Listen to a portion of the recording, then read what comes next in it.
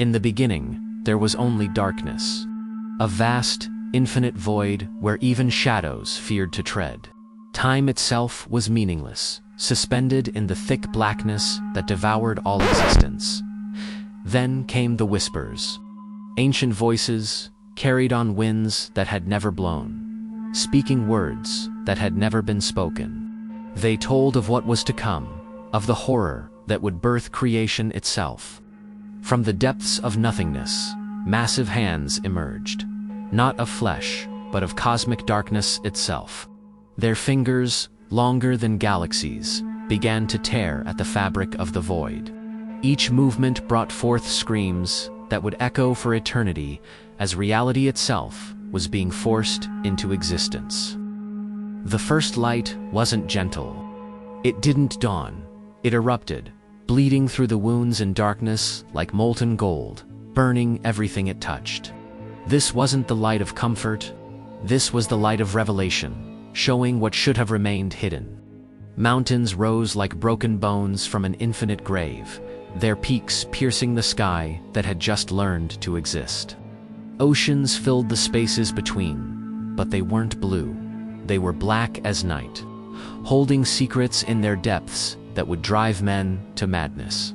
Life emerged, but not as we know it. The first creatures crawled from the spaces between spaces, their forms defying comprehension. They moved with purpose, each step leaving echoes of ancient prophecies in their wake.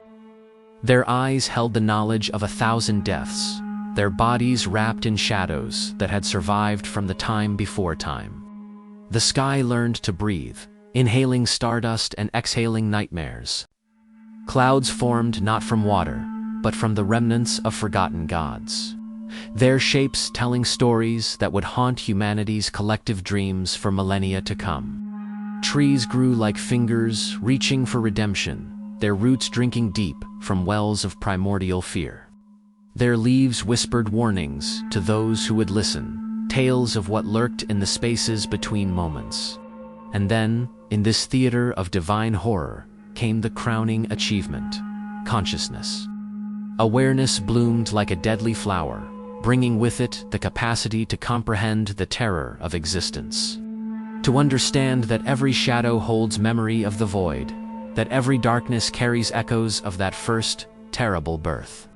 We are the children of that ancient horror, born from the marriage of light and darkness, carrying within us both the sublime and the terrible.